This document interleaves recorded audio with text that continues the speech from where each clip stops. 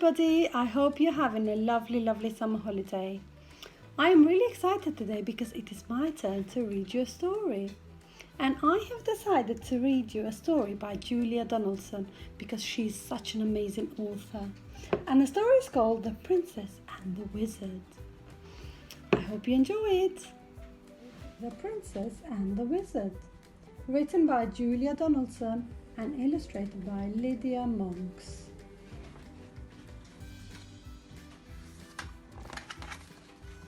It was Princess Aliaj's birthday. She was just blowing out her candles in her cake when a wicked wizard flew down the chimney and into the room. "Why didn't you invite me to your party?" he thundered. "Because wicked wizards like turning people to stone," replied Princess Aliaj. "So they do," said the wizard, and with a flick of his bony fingers he turned the king, the queen, and all the party guests into stone. Then he laughed a horrible laugh and said to Princess Aliaj, "Ha ha ha ha! They like capturing princesses too." Just then there was a whirring of wings, and in through the window flew the princess's fairy godmother. She was late for the party.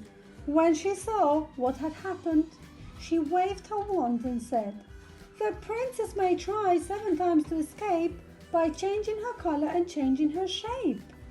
The wizard just laughed his horrible laugh and said, "Ha ha ha ha! Changing her colour and changing her shape will never help Princess Aliaj escape." Then he snapped his bony fingers again and turned the fairy godmother to stone.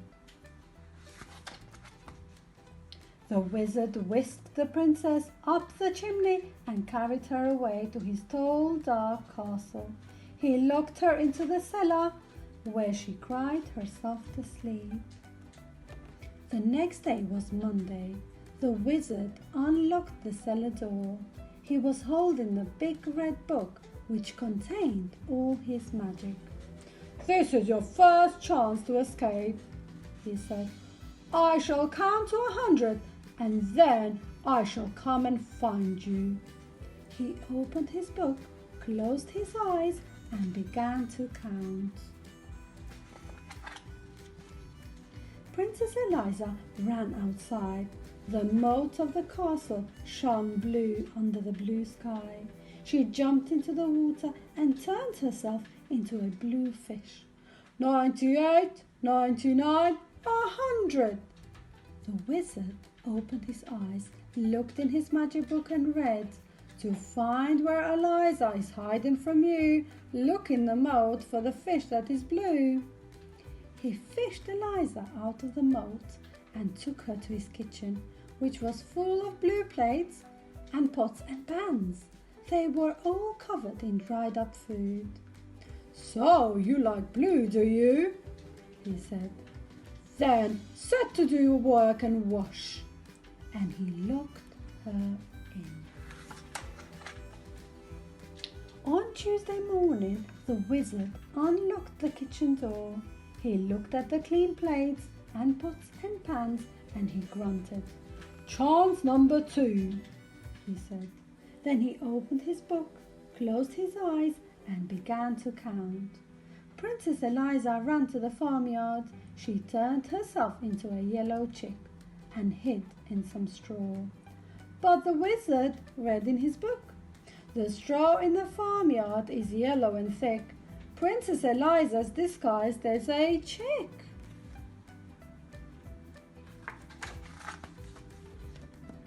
He scooped Aliaj up and took her to the cupboard, which was full of yellow socks. They all had holes in them, made by his pointy toenails. "So you like yellow, do you?" he said. "Then set to work and darn." And he locked her in.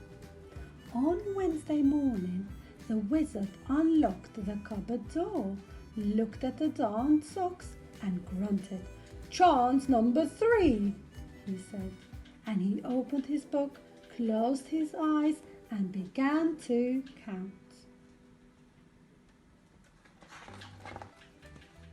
Princess Eliza ran to the meadow. She changed herself into a green grasshopper and hid among the grass blades. But the wizard read in his book, "The grasshopper princess is easily seen, chirping away in the meadow so green." He caught Eliza in a net and took her to his green bathroom. The bath, basin, walls and floor were covered in the wizard's slimy toothpaste. "So you like colour green, do you?" he said. "Then set to work and wipe." And he locked her in. 3 more days went by. Each day the princess tried to escape. On Thursday she turned herself into an orange fox and hid in a pile of orange leaves. On Friday she turned herself into a purple butterfly and fluttered among some purple flowers. On Saturday she turned herself into a black cat and lurked in a black tunnel. But each time the wizard found her and gave her yet more work to do.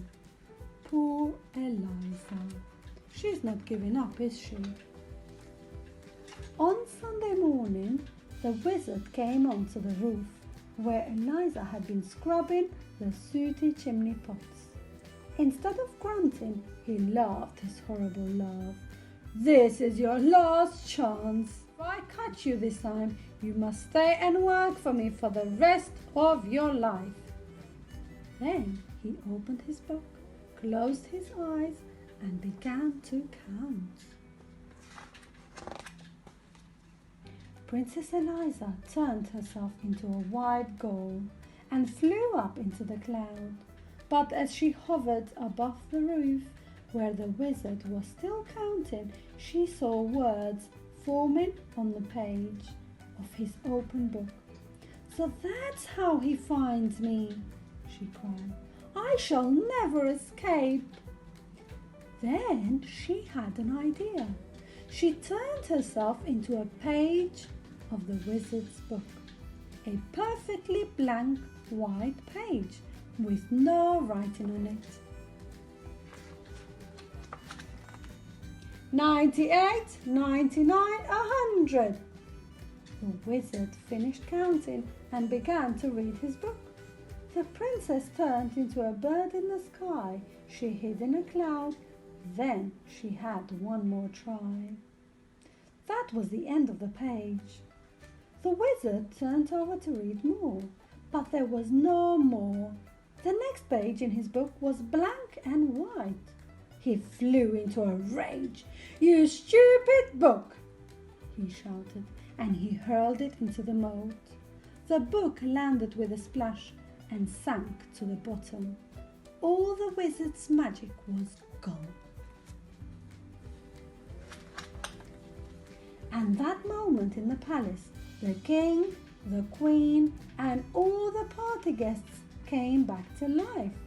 "Where is Eliza?" they asked each other. Nobody knew except the fairy godmother that she only smiled and said nothing. Princess Eliza had turned herself from a white page into a blue fish and was swimming to the edge of the moat.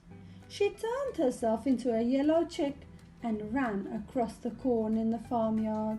She turned herself into a green grasshopper and hopped over the grass. She turned herself into an orange fox and raced through the orange leaves.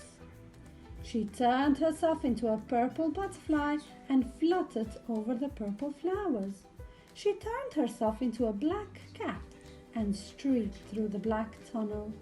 Then she turned herself into a white bird and flew all the way back to the palace and in through the window. She perched on a chair at the tea table and changed herself back into a princess. The king and the queen and all the party guests hugged her. They were delighted to see her. Then Princess Eliza cut her birthday cake and everyone had a slice. The end. Right, did you like the story, everybody? It's a lovely book, isn't it? I really like it, so that's why I chose to read it to you. Now, I'm going to go now, but I hope you have a lovely rest of the holiday and we will see you all in September. Take care, everybody.